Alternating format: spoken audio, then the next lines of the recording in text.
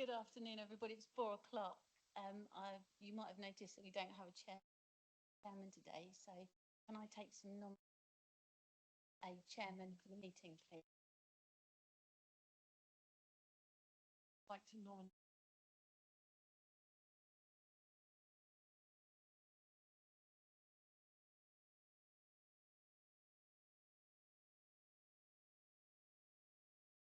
I have a seconder for that, please.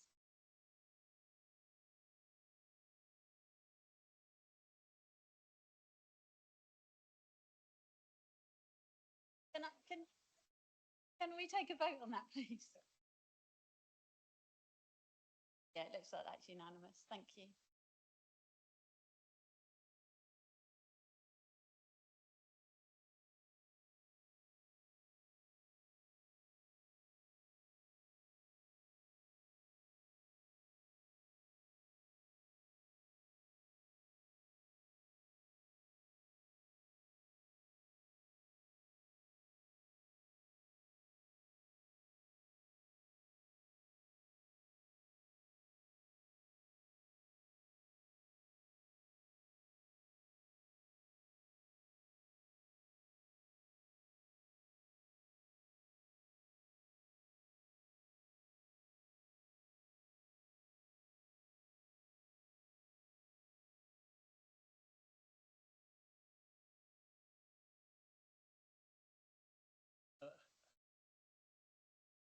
Actually, we start with the fire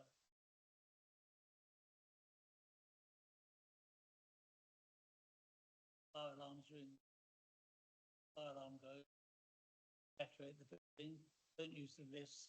Use the staircase down into the car park and meet at the police station.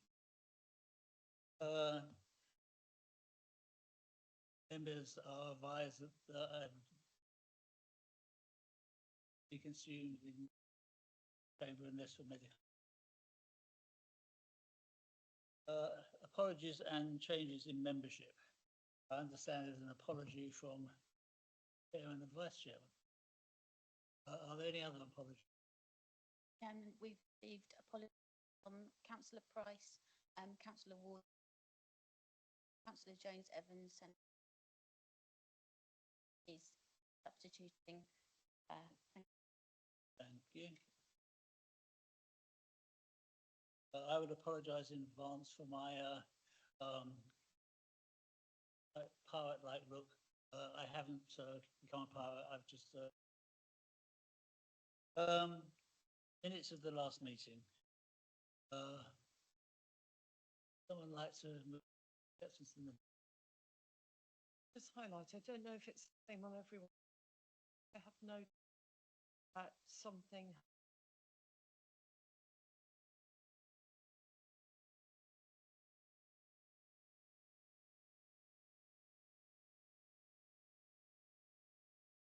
Sorry, Chair, it was just that for those of us that are paperless, there was something that hadn't found that the minutes are. Any other corrections to the minutes? Someone likes to move acceptance to the minutes?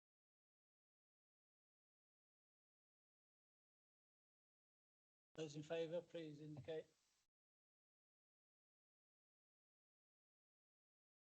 I was at the meeting on the 30th of July, but I've been missed off again.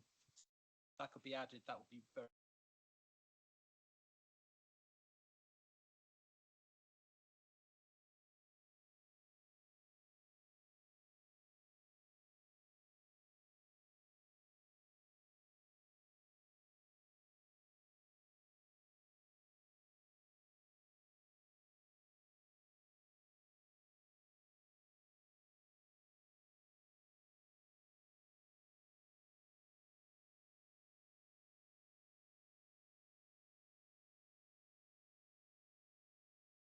Wonder, I have absolutely no idea. What does error, no document variable supply? Is that what you just asked? And what was the answer? Oh, okay. Comfortable with that? You're comfortable? don't really mind. I just wondered what it meant. We move on to public question time.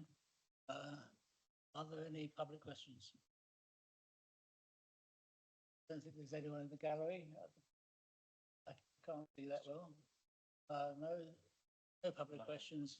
So we move on to the report from the strategic manager, planning and infrastructure.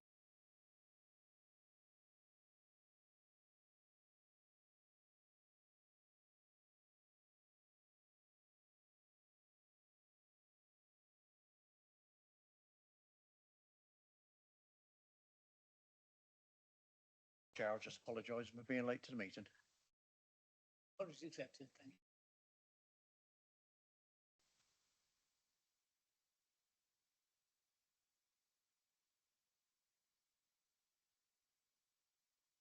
Good afternoon, members. The application in front of you is item 2 on the agenda, which is for a site of Kingston Marine Park, Saunders Way, East Cowes. The application is for the creation of a new film and TV studio, including 4 sound stages, 2 workshops, production support facilities, parking and landscaping.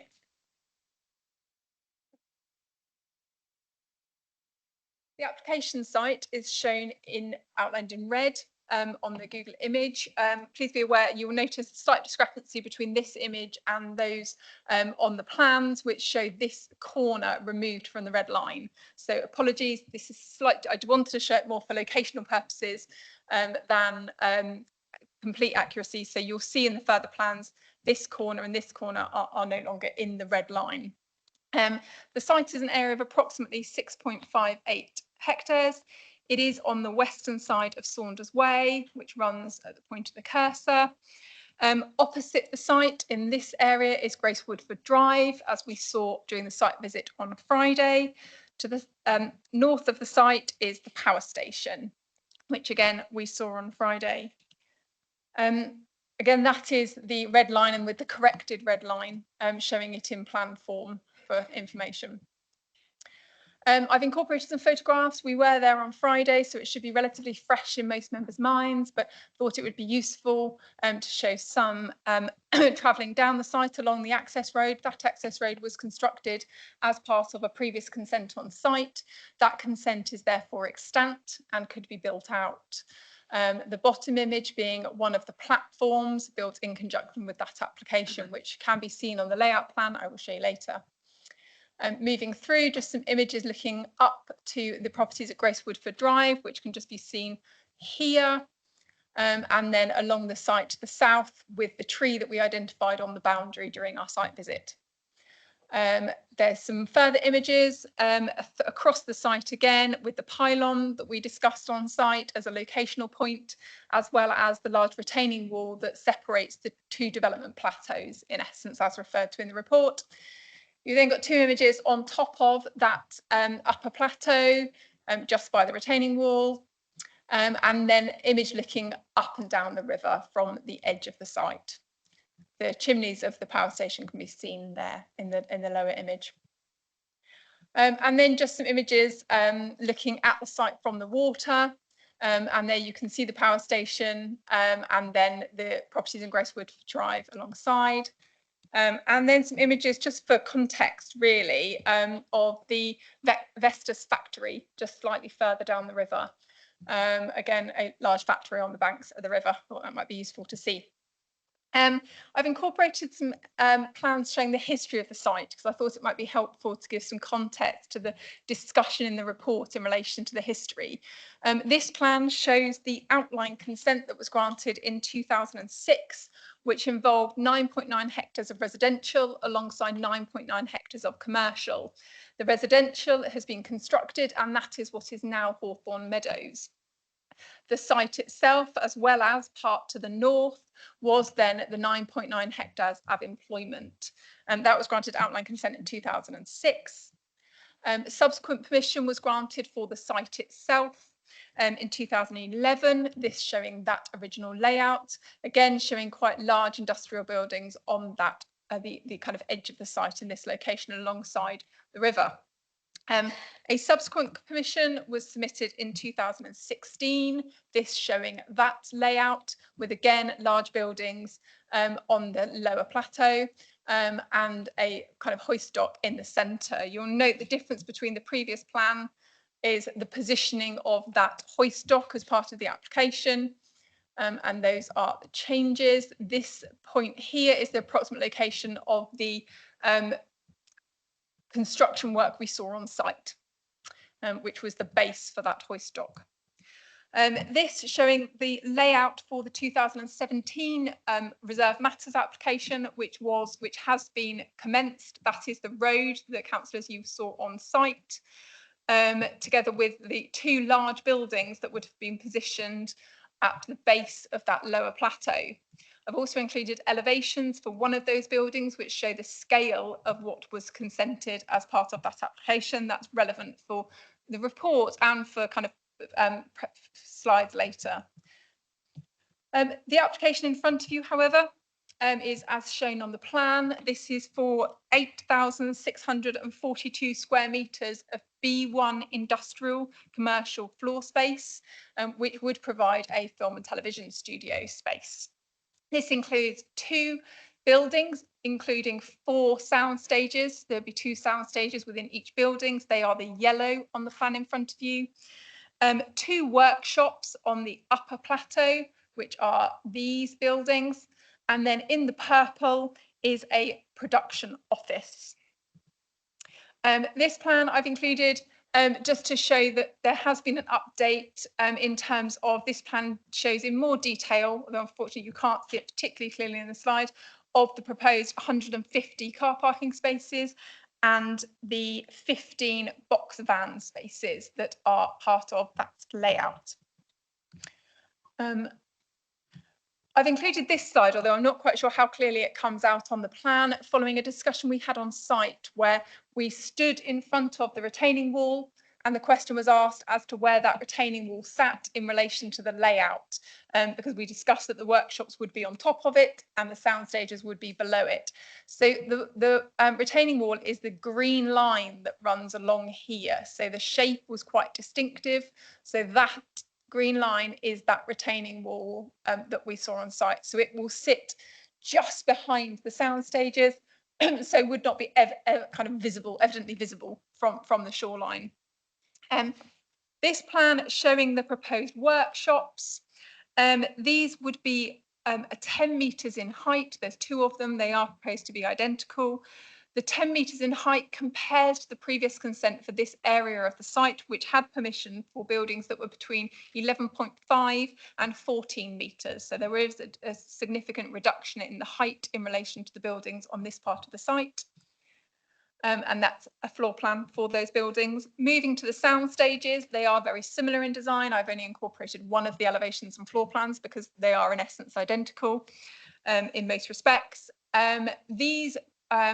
Originally, the original building for this part of the site that I showed you earlier in the presentation was up to 22 metres in height. These buildings would only be 16.7 metres. So again, there is a reduction in the scale and height of the buildings than those previously approved for this part of the site. The designs, however, are very similar in terms of the differences, as you would have seen. Again, a layout plan for that building, relatively straightforward, with a small single-storey element providing services. I've incorporated some images of the kind of nature that these buildings would look like. These are buildings from other sites, but I thought it would be useful to include to show the type of internal and external structure that would be provided and why the headroom is necessary. That is referenced in the report. Then we move on to the proposed production office that sits between the sound stages, the purple building on the initial plan, which looks very different from the other buildings proposed on site, matching their use as offices with significantly more fenestration and a difference in material.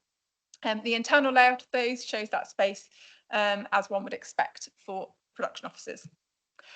I've incorporated 2 images that show this one. Hopefully, councillors, you can make out the dotted red line on these plans. They're cross sections through the site.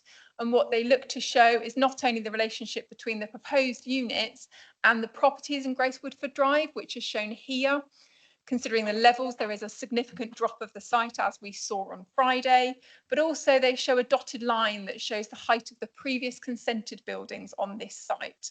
Can hopefully be made out at the cursor here, and then here, and then here. In essence, those showing that height reduction in a visual form.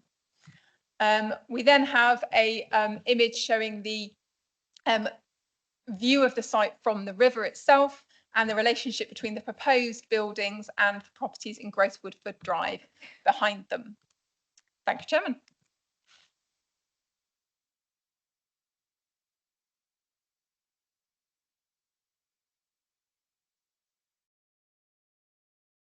If we go on to the speakers, the first speaker is Mr. Steve Lancaster.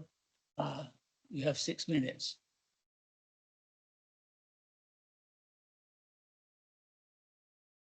I would like to thank the Planning Committee for the opportunity to comment on the planning application at Saunders Way.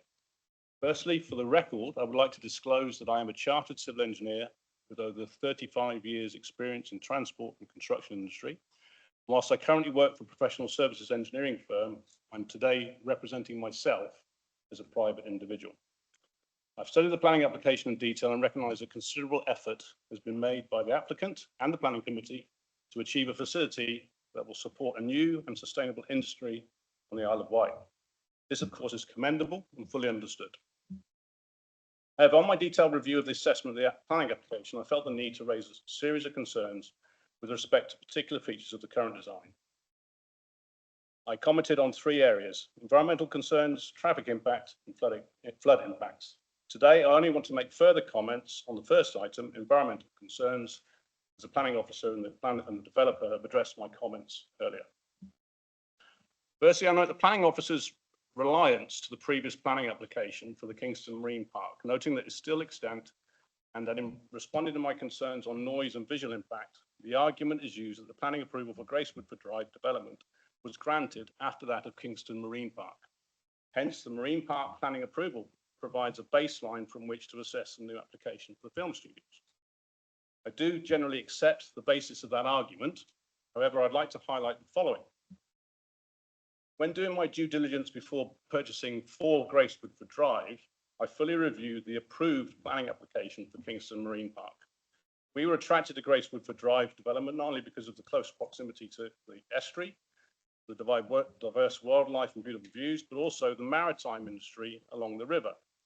We enjoy watching the movement of boats, both on and off the water, key reason for us to move to the island in the first place. For us, we accepted that the marine park would be constructed on site. We understood that this would be an extension of the existing maritime-related industries along the river. We also understood that the operations anticipated at the marine park would follow the typical normal working patterns of the existing maritime industries for the lower part of the river in East Cowes, typically daylight working hours. So we would not accept that the marine park would be operational at night time. And if this was to happen, it would have only been very occasional and very likely for extraordinary situations, if at all. So the key matter for us here is noise outside of normal working hours. Noise will be generated from a number of sources from the expected activities in the film studio. My main concern is the potential impact of intrusive noise during the non-working hours, such as noise from arriving vehicles, perhaps through the security gates, or whilst manoeuvring or parking, where you have reverse audio signals, warning signals and so on. Or perhaps the offloading or loading of vehicles, trucks and lorries for storage or stage construction or any other supplies arriving at the site. So I think these activities can potentially have a material impact on the residents of Grace Woodford Drive, particularly late at night. So I request this real impact be mitigated through the imposition of a restriction on operating hours for the facility, at least for the movement of light or heavy goods vehicles. In terms of the visual impact of the main studio building, I note that the selection of the material and architectural finishes for the external fabric of the building is still a matter of to be concluded in the final design. So my request here is that careful consideration be given to the final selection of the architectural finishes to minimise the visual impact. To be clear here, I hope the colour scheme selected achieves a colour harmony with the surroundings and not bright coloured orange, blue buildings, etc. So Also related to visual impact, I request that any security fencing deployed on the final design be of the open chain link type, similar to that currently in place on the site. This will at least allow some of the view to the estuary from Gracewood Park. Right, sorry. Noting the planning requirement for development to achieve a net biodiversity gain at the site, I see the real opportunity here for the final design to include an extensive area of managed wild landscaping designed to ensure a sustainable natural habitat for the various species that currently exist at the site. I recognise that environmental surveys are ongoing and that further studies are required as a condition of the approval. However, I do want to highlight the broad biodiversity at the site, including the presence of various birds, prey that currently use the area as hunting ground, including kites, kestrels, and most importantly, barn owls. The matter of barn owls has been raised by the Barn Owl Trust, and I note the current conditional planning approval calls for a habitat regulation assessment. So this is positive. However, I also note that the applicant's ecological consultant has attempted to downplay the importance of the existing site for barn owls, suggesting that due to the presence of wind at the site, the barn owls will also hunt at other locations in the area. Whilst the site is unlikely to be the only hunting ground for the barn owls, their use of the site being so close to their nesting area should not be ignored or its importance be underestimated. I note the comments of the Planning Ecology Officer and the condition of the environmental management plan during construction, but also the on-site habitat enhancements will be conditions of the biodiversity net gain requirements. As I've already mentioned, I see a real opportunity here for the developer to create a wild managed landscape area towards the top of the site, and hopefully this will partly mitigate the negative impact of the ecology as a result of the construction of studios. So hopefully a lot of the birds that exist there can continue to thrive in the area. Finally, I'd like to thank the Planning Committee once again for the opportunity to comment on the planning application. I sincerely hope my comments can be taken on board, that new facility will be designed and operated such there is minimum impact to noise, particularly during outside of normal working hours. Minimum is visual impacts, and finally the impact to the environment and biodiversity on the site, which I believe can be achieved through careful planning and design. Thank you.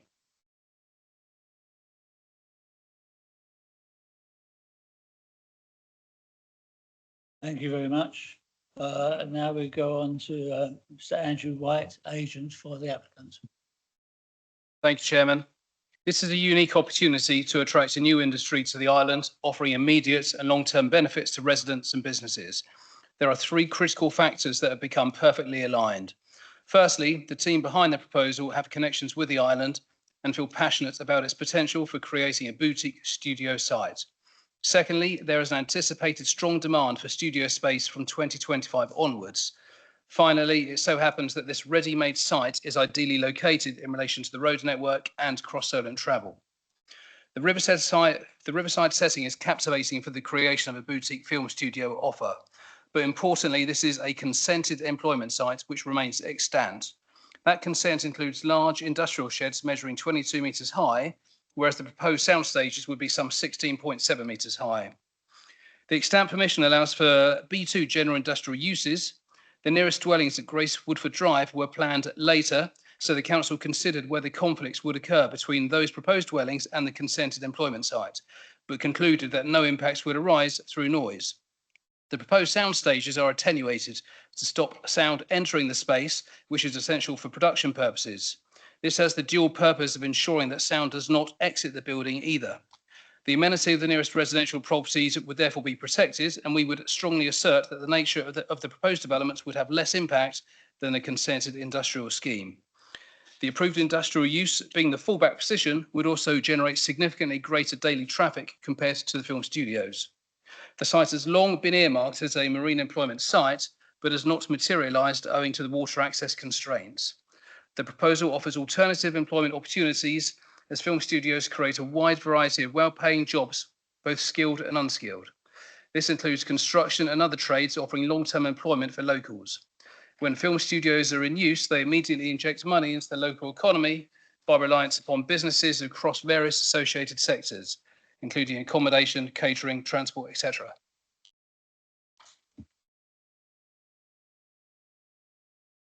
Thank you very much, Mr. White.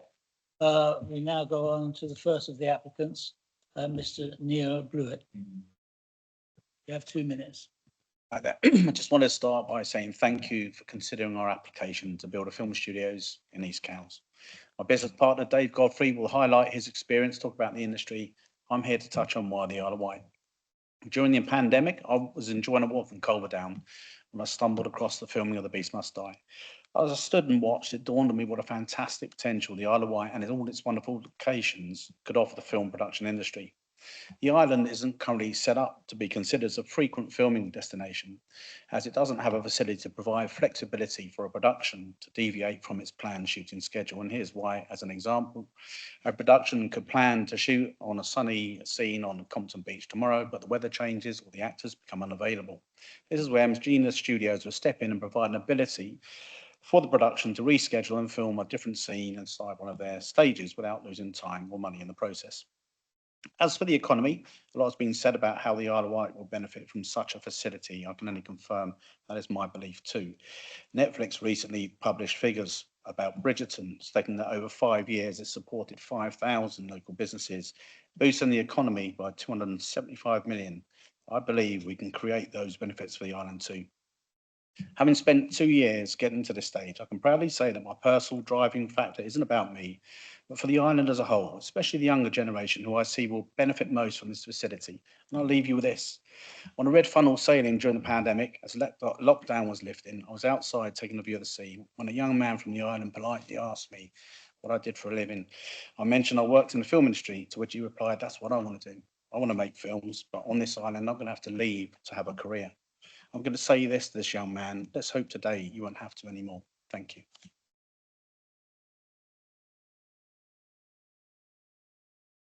Thank you very much. And the second applicant, David Godfrey, you have 2 minutes.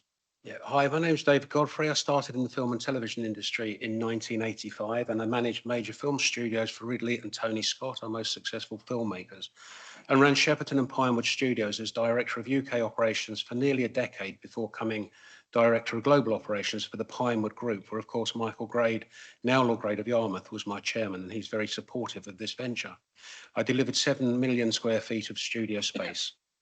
What I do know is that there's a strategic mix of things that need to come together to guarantee success of a media facility project. The UK has all of the necessary political, economic and social drivers for success, as witnessed by our consistently impressive fiscal performance. We have a world-class, skilled and versatile workforce, superb inward investment incentives, huge future growth potential, heritage and incredible locations.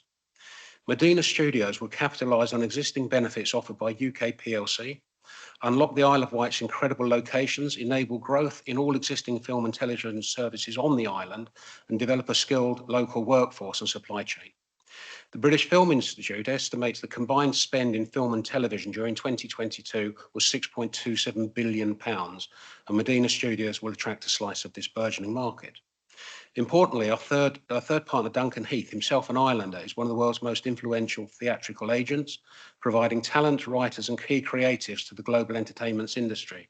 He will provide a guaranteed pipeline to Medina Studios. And it's worth noting that for every £1 the UK gives out in film incentives, approximately £12 is generated for UK PLC, about half of which is realised by secondary and tertiary business. That's local supply chain, hotels, restaurants and local service providers that benefit. We want to build something special that benefits everybody, an internationally accepted production hub suitable for generations to come, set on this amazing island. Thank you. Thank you very much. And now we have Councillor Stephen Hendry speaking as local member. Thank you, Chair. First, I would like to thank Ms Wilkinson for the report, meeting with residents and answering our questions. I am supportive of this planning application. However, I do have some concerns. Speaking to residents, ideally the land would be left how it is now. However, it is zoned for industrial use. The consensus I get, this scheme is far better outcome for the land than it could be otherwise. This scheme will offer a range of opportunities for islanders, will provide jobs and inspire young people on the island, showing them that you do not need to move away from the island to follow your dreams, which can be so costly. The studio will boost the reputation of East Cowes and improve our local economy. The biggest impact of this scheme will be for those residents who live near to the site. The increase in traffic is a major concern for both noise and safety. The automatic traffic count was, in my opinion, carried out in the wrong location, capturing traffic to GKN and Hawthorne Meadows, not just the traffic which uses the lower part of the road. This scheme will have a bigger impact than what was presented. The inclusion of traffic control in this area would be beneficial. It is vital during the construction that when the site is open, that all vehicles can be stored on site.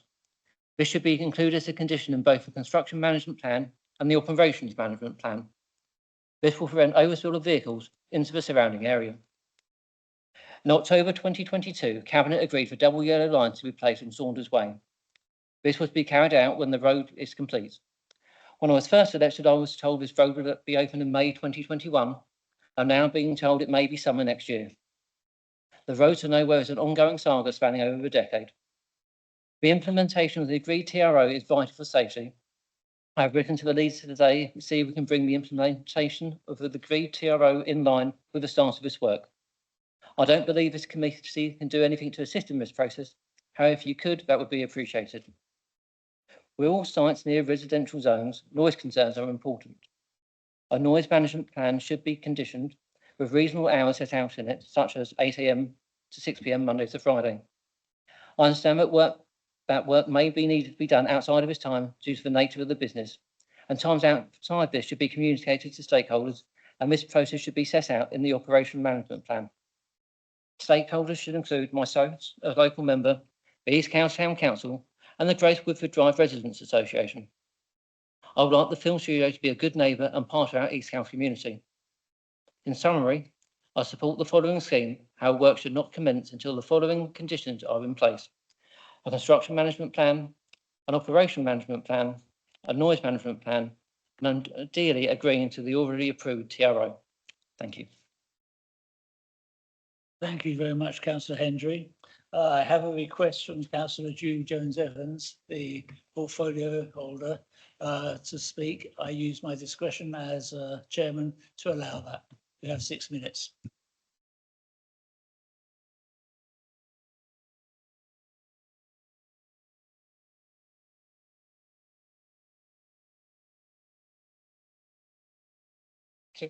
Thank you, Chair, for allowing me to address the committee.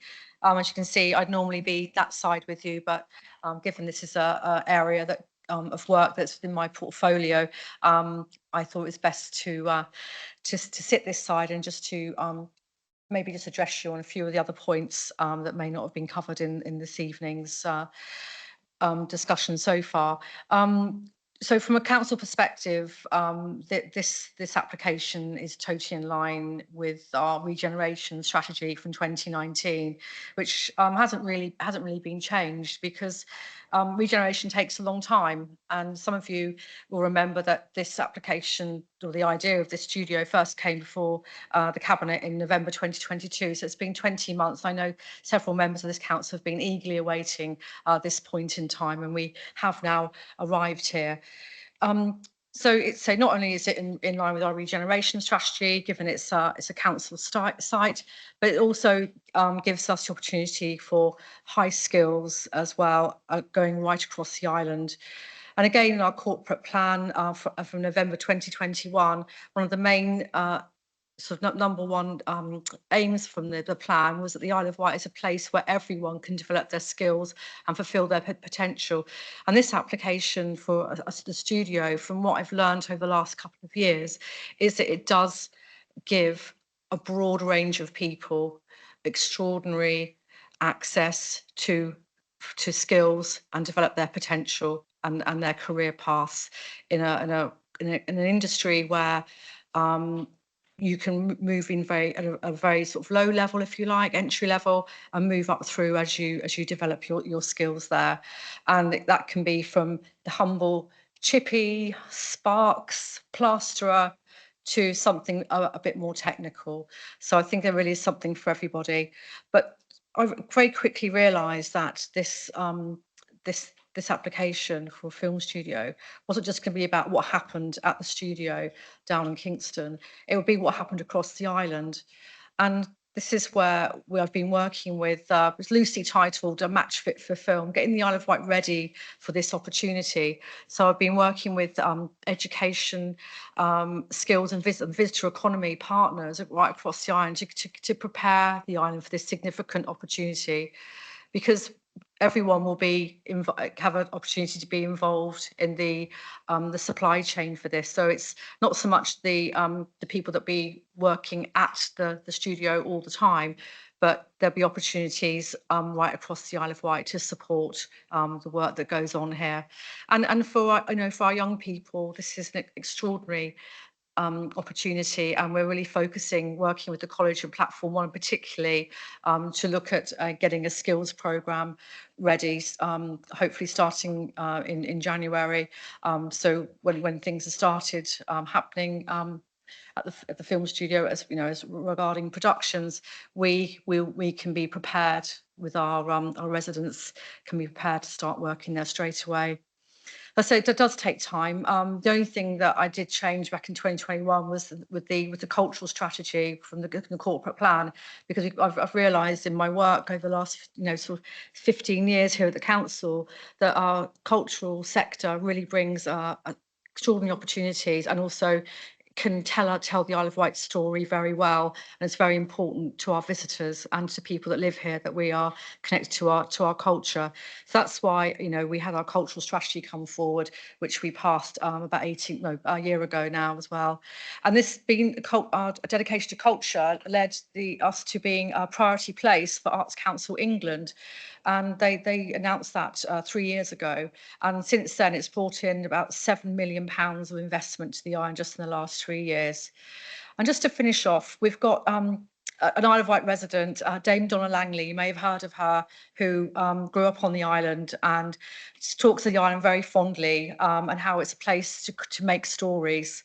Now, Dame Donna went to Hollywood. She worked hard and now is the chairman of Universal Studios. With this application, we can bring Hollywood to the island for a new generation. Thank you. Thank you, Councillor Jones-Evans. And now give officers the opportunity to respond. Thank you, Chairman. I'm just going to provide just some information on some of the points raised during the public speaking, just to help councillors in your deliberation. In terms of the environmental concerns in relation to working hours, noise, and those elements are covered, I just wanted to highlight conditions 3, 4 and 5 within the report. Conditions 3 details a construction management plan or construction environmental management plan that's been discussed by other speakers also. That does cover not only hours of construction work, but also the parking of construction vehicles during that construction work to try and control and ensure that that doesn't cause disturbance. Condition 4 is very similar, but in relation to the operation process. So it details the parking on site, the mitigation of noise activities, but also the contact and liaison with residents in order to ensure that if there is any abnormal noise events happening, there is that awareness of the residents. I have met with the residents and we've had a discussion about that, and they were happy that that was an approach that they would be comfortable with in order to control, for those instances where they had to go beyond standard hours. Also, I think in terms of a bit of context, I thought it might be useful to highlight the previous consent on site that we have discussed. So the outline didn't set the working hours or the construction hours. It simply required, it did set construction hours, sorry. It required that the intended business hours were advised before the uses commenced. It also required that the intended hours for goods deliveries were agreed with the LPA prior to the use commencing. We are looking at a similar thing here, and therefore would again require those to be agreed as part of condition 4.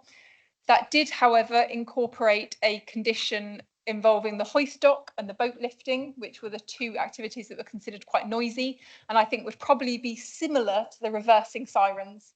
Although you could probably do without the reversing sirens at night, you could do it in other ways, but nonetheless, they were allowed between the hours of 7 AM and 11 PM. So they weren't standard working hours. Nighttime hours start at 11 PM and end at 7 AM. That's the environmental health definition of nighttime working.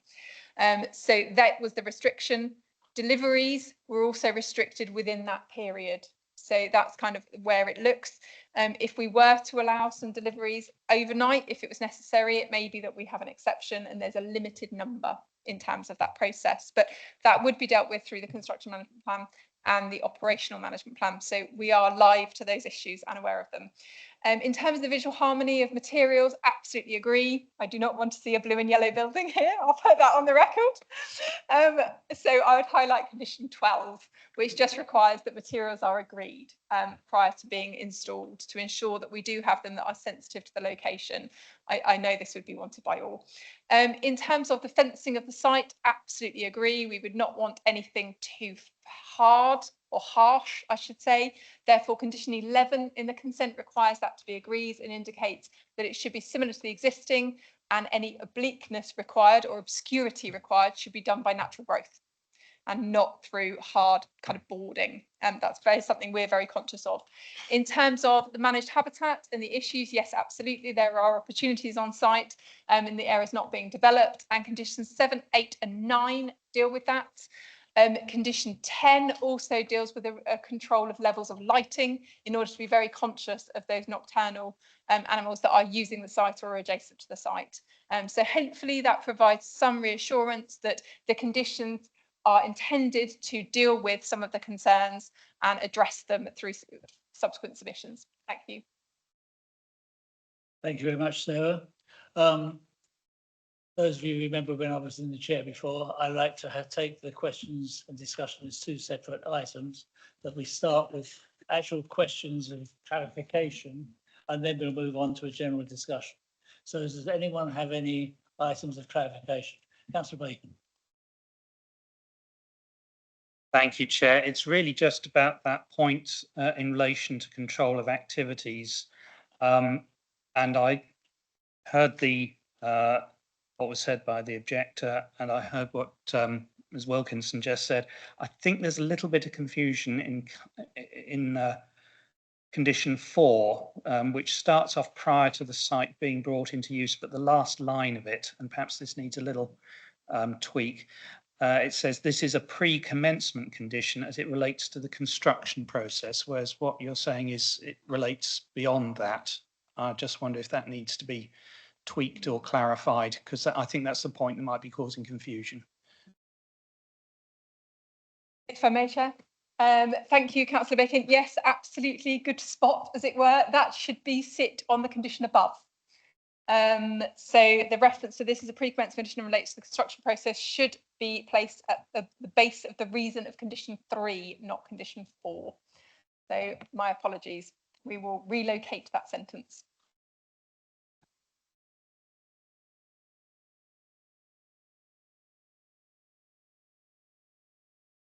Thank you, Chair. Is there a restriction on how many days in a week the construction can take place over? I'm just, are they allowed to have a Sunday off? And the residents, allowed to relax on the Sunday? Through the chair, thank you. The hours of construction would be controlled via condition 3, but in general terms, what we'd be looking for would be normally Monday to Friday standard, Saturday potentially mornings, and then no working on Sundays. That would be what we would be looking for the applicants to submit as part of that condition. We would be reluctant to agree Sunday working. Councillor Brodie.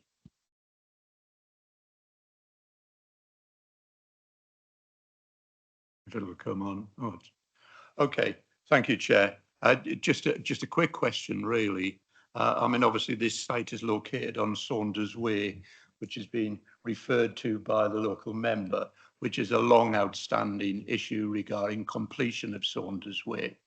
Is it still the intention that Saunders Way will be completed all the way through the other way into East Cowes? Because that will have highways implications for the whole of the town, particularly since that will be a shortcut between Red Funnel and this site.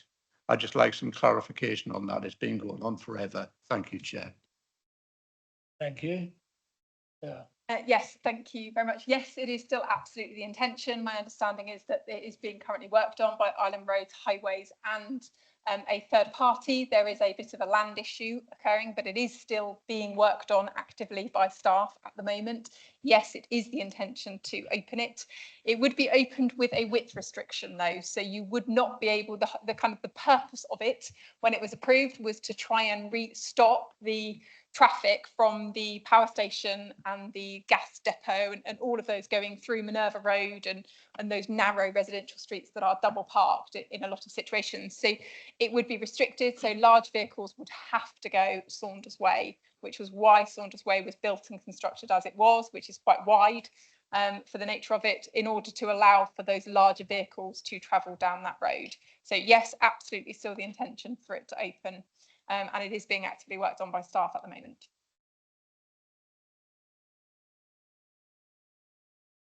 Any further points of clarification? Councillor Spink. Thank you, Chair.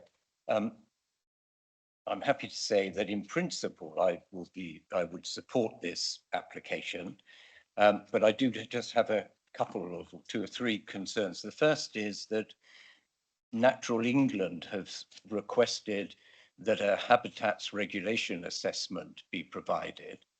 There is no habitats regulation assessment on the website.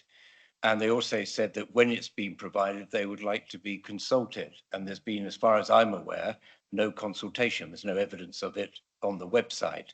So my first question is, it would be wrong, would it not, in principle, for planning committee to grant a permission when Natural England have said they want to be told, as it were, if it's going ahead without a habitats regulation assessment?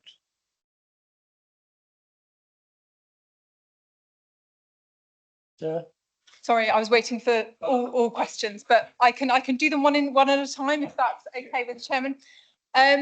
A habitat regulation assessment has been undertaken and has been sent to Natural England for their consideration as they have requested.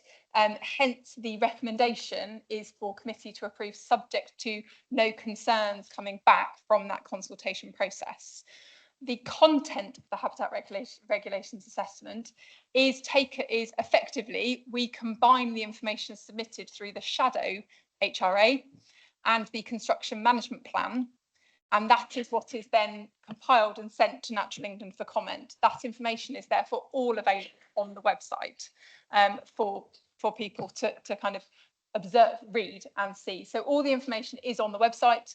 The assessment has been compiled into one document that is then consulted on with Natural England, and the recommendation is that it's approved subject to Natural England coming back with no concerns. Obviously, if Natural England come back and say we object or have raised significant concerns that need alterations to mitigate, the application would have to come back to planning committee.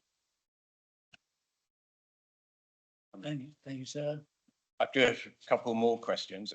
Just following on from that one, I'm a bit mystified when you say that all the information's on the website. I mean, the habitats regulation assessment isn't on the website, is it?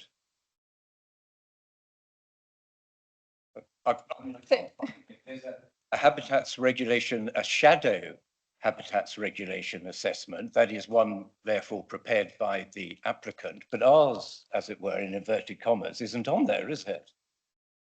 So thank you, Chairman. The habitat regulation assessment is a consultation process between ourselves and Natural England in terms of the acceptability of the shadow HRA and the construction management plan to mitigate the harms associated, the harms that could occur as a result of the development.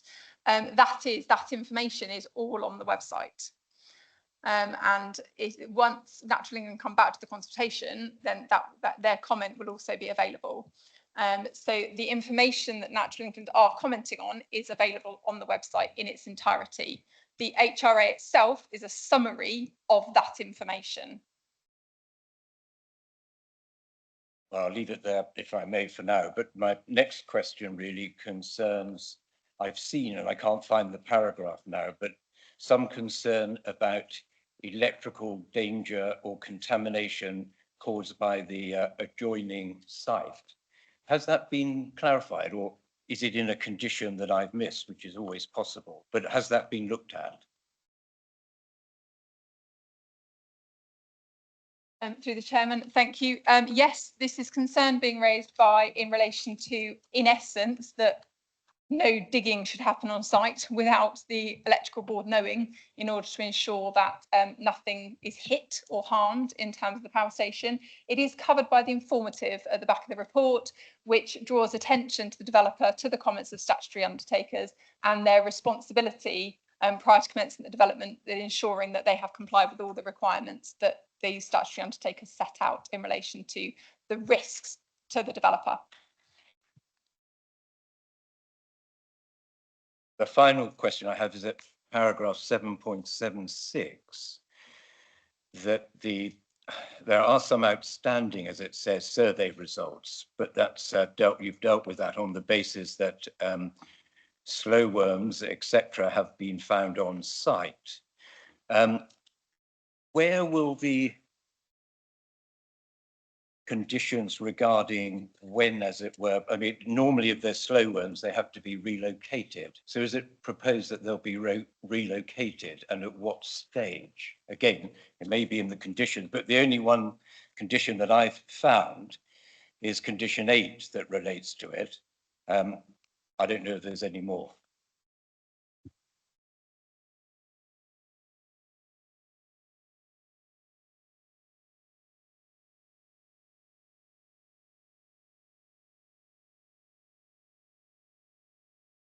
Thank you, Chairman.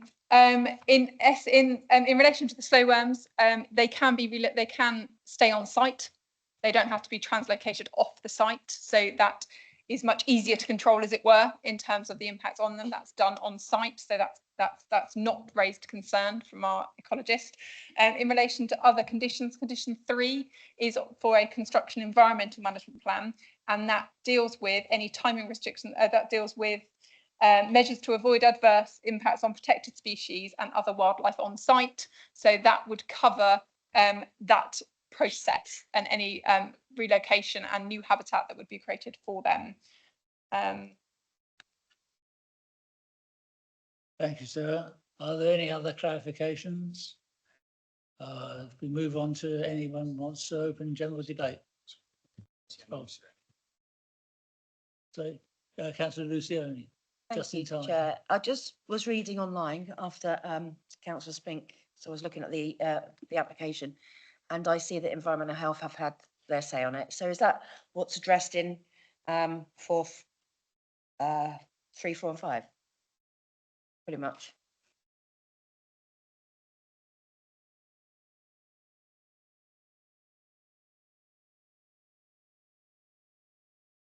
Sorry, Chairman, bear with me. I believe it's what I've done in order to try and make it as clear as possible is that I have combined the requirements of the ecologist in terms of the construction management plan, island roads, normal requirements in terms of wheel washing and everything like that, and the requirements of environmental health into those conditions. So yes, and noise. Yes, there is a separate noise condition following the concerns being raised, and that's what I was trying to find. I can't find which condition it is right at the moment, so bear with me. But there is there's also a separate condition that controls noise. I also have put on, in relation to conditions 13 and 14, additional controls in relation to piling of foundations. It's condition 5, the noise condition, apologies, in terms of if they were to use piling foundations, both in terms of noise and in terms of ecology, because they sat on the previous planning permission. So it was felt that it was pertinent and appropriate to put them on this consent. Thank you. Does that cover your points, Councillor Lucioni? Councillor Spink. Another question, but I am concerned just about that aspect. I had, and perhaps I'm wrong, but I had taken the condition 3 to relate really to the construction rather than the long-term outlook as far as wildlife is concerned. And condition 8 says no development above foundation level shall take place until a biodiversity mitigation and enhancement plan, etc., has been carried out. But my concern is that in the past, there has been, I don't want to name it, but there was a site that had a large number of slow worms, and the slow worms were relocated. And at the moment, anyway, the site's not been able to get the developments not commenced because other conditions can't be satisfied. And I am concerned that there's about protection to wildlife, and I don't really see, with respect, anything that really nails down those concerns. So if you can help me and show me where they are, I'd be very much obliged. I mean, I don't know what the arrangement is, for example, for reptiles that have been found on site. Through the chairman, thank you.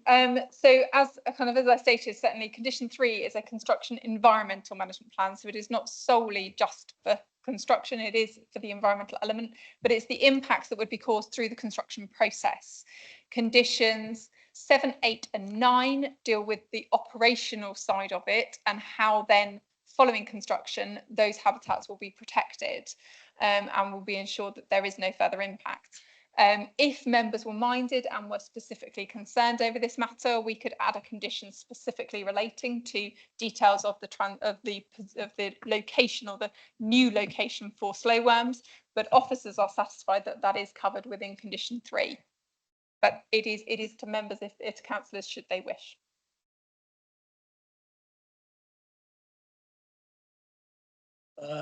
Open to general debate. Councillor Palin. Thank you, and thank you for welcoming me on as your IWAC rep. So I'm also an East Cales Town Councillor, so this is in the Town Council ward that I represent. So I'd like to thank Sarah for meeting myself and the residents of Grace Woodford Drive and looking at the operation management plan and the construction environmental management plan.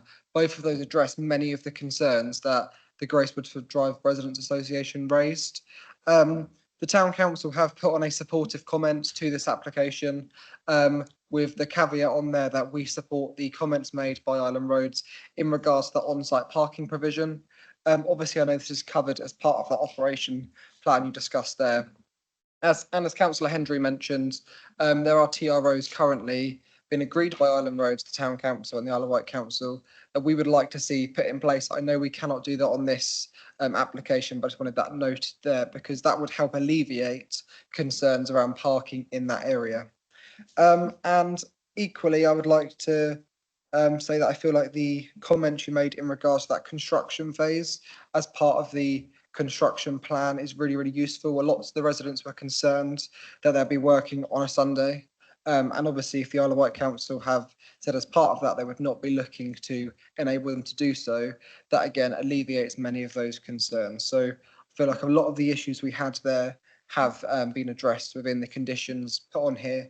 And I would urge members that can vote to support the conditions that have been put in place. Thank you. Thank you, Councillor Palin. Any other comments?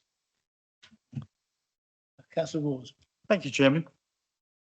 When I went to this site and saw the extent of it and the possibilities, I think we should think back to full council when we had 2 young people asking, "What are you doing for us?" You know, this has the potential to hold a whole new industry on the island. You know, so really we should be welcoming this sort of initiative, and. Yes, because it could open up a whole new vista for our young people. And I think on that grounds alone, we ought to support it. Thank you.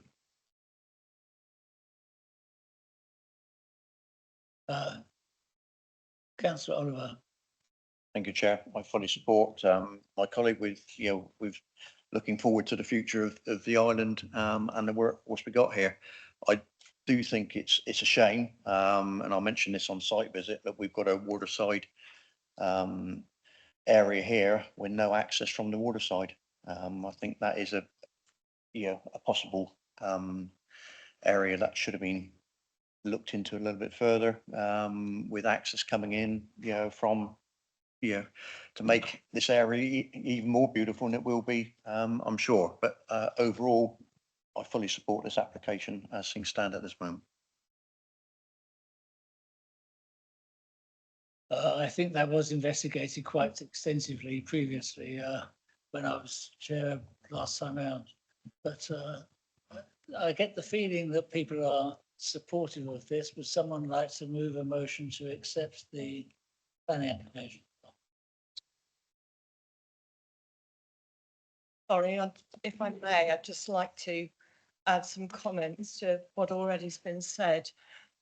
My son's father, is a sound engineer. He's always been a sound engineer and he's had a great career out of it.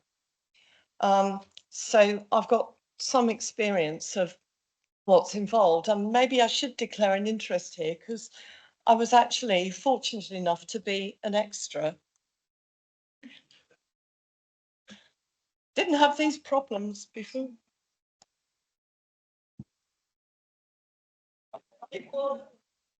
Thank you. I was fortunate enough to be an extra on Victoria and Abdul. And if any production was going to show and showcase the island and what a fantastic location it is, one of my best memories was when I was actually in vintage costume walking across the grounds of Osborne House with similarly clad other extras. It was just an incredible experience. I think we've seen as well over recent times how we've had a very tempting taster of how successful the island could be. But I think it's fair to say that one of the major things that has held us back on this is production facilities. We've still had companies that are willing to come over, but exactly for the reasons, and Councillor Jones-Evans alluded to it, is that it's not just for the incredible opportunities for the workforce at the studio itself, but for the wider opportunities for the island. I'm very excited about this. I think this is a hugely significant step for the island to be able to provide this facility. I understand the maybe slight concerns, and I listened to the objector. I'd like to thank officers because I think this is an incredibly thorough report. The conditions are there, and I fully support and look forward to hopefully this going through and moving forward. Thank you. Thank you. Councillor Oliver. Thank you, Chair. Stewart. I'd like to recommend that we proceed on, vote on the recommendation for conditional permission, subject to a planning obligation to secure an employment and skills plan.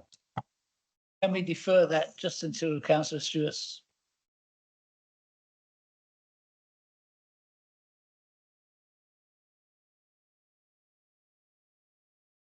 Thank you, Chair. I hate to sound like an echo chamber, but as somebody who's dealt with inward investment into the UK, this is one of the best opportunities we could see in the UK, let alone just for the island. I would thoroughly support this. I have one minor caveat, and perhaps it's my biological knowledge which is sticking in. There's some muttering, there's some mention of barn owls here, and the information provided from the ecologist seems to be slightly incorrect, talking about the type of prey species and vegetation there, and if it would be possible to ensure that mitigation specifically for barn owls is referenced within one of the conditions, that would be something I'd be quite pleased to see. But fundamentally, this is a fantastic opportunity for the island and for the people of the island. We have a motion put. Does someone second that? I will allow debate after it. You seconding the motion. So we have a motion put. Anyone want to speak to or against the motion? Councillor Spink. I'd like to ask, rather similarly to Councillor Stewart, if a similar extra provision could be put in there with regard to reptiles, which I've raised concern about. I don't feel, frankly, that the current conditions really cover that, and I would be grateful if some extra reference could be put and condition in the same way that Councillor Stewart has requested it for barn owls be made in relation to reptiles. Despite my concern that Natural England haven't commented, I'm minded to vote in favour because I recognise this is an opportunity for the island. So I'm minded to vote in favour, although my legal instincts tell me that it's not a good idea if Natural England haven't agreed, frankly. But there it is. But I do feel strongly there should be an extra condition about reptiles. Excuse us for just a second.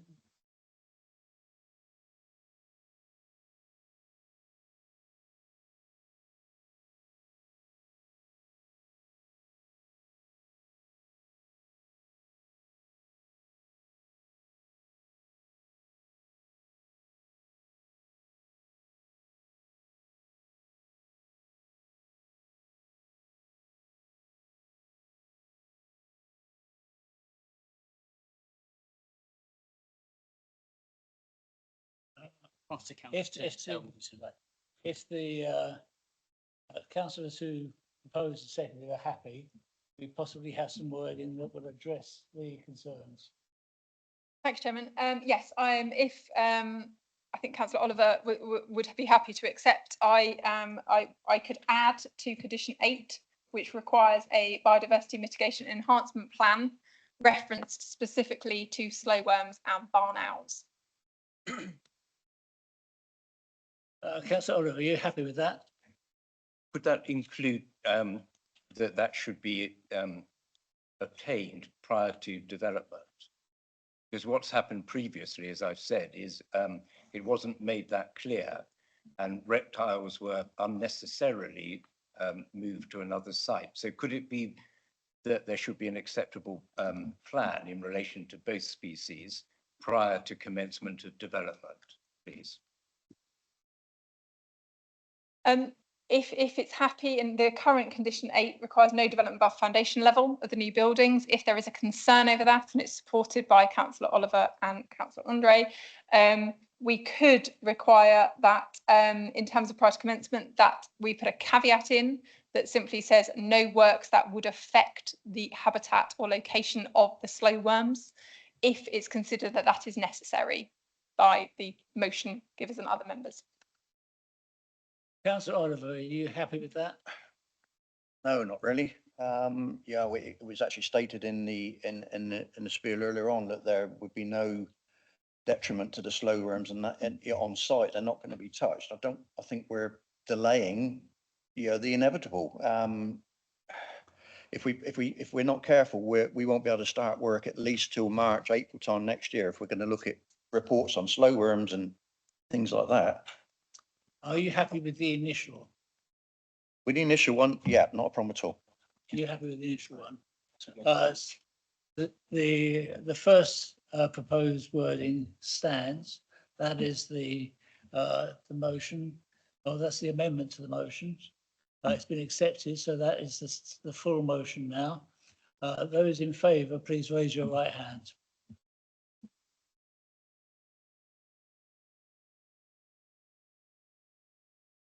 Those against? Any abstentions? The planning application is approved subject to the conditions as agreed. The presenters are welcome to stay for the next little bit, but it's members' question times. You are free to leave if you want to.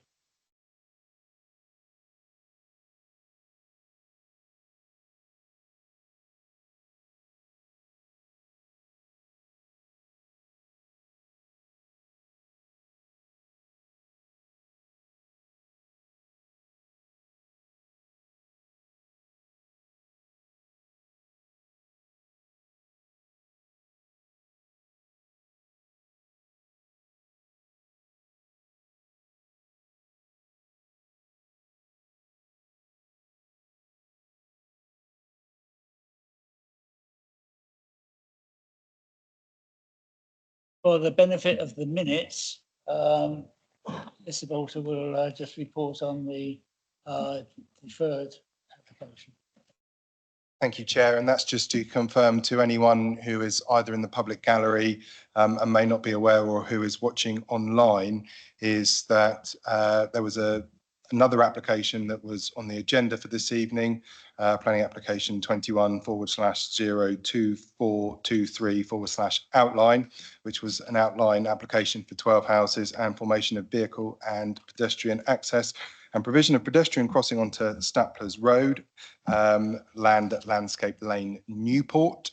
Whilst a site visit was undertaken on Friday morning by members of the Planning Committee, I have subsequently removed the item from the agenda due to some concerns around some of the information that has been advertised to the public around that application. So as such, we are taking steps to correct that information and allow a full and further clear public consultation, and I very much hope to be bringing that application back, well, not back to committee, but to committee at the next available opportunity. Thank you, Chair.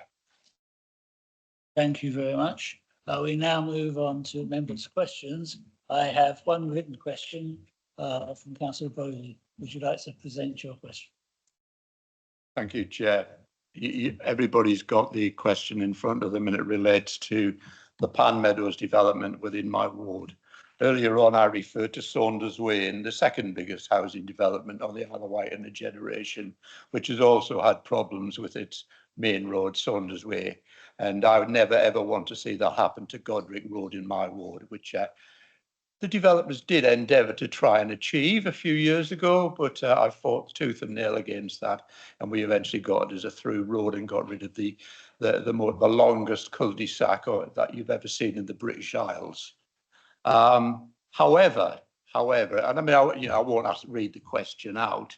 I mean, the question, is self-evident as to what the concern is. The road has been there for a long time.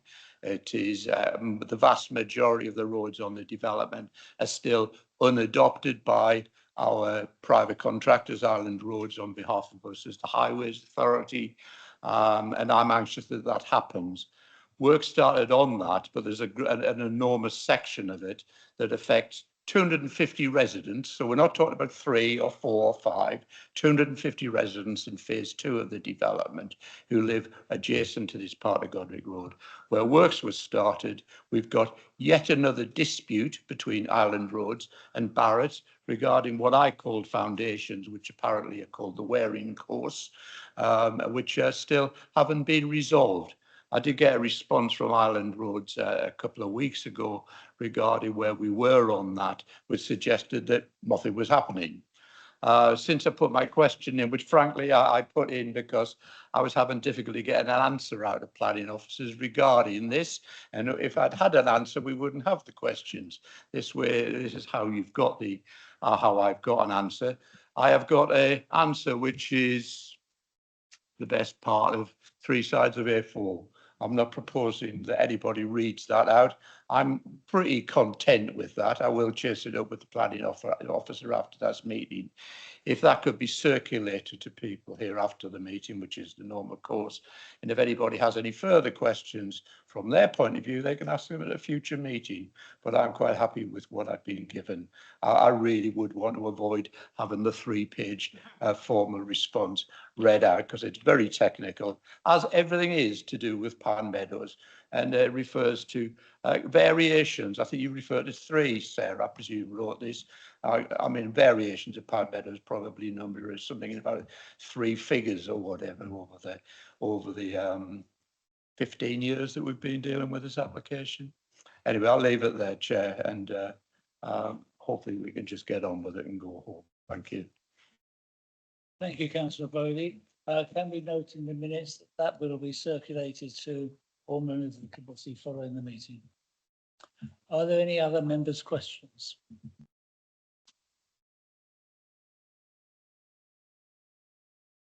No? In which case, I will close the meeting. Thank you.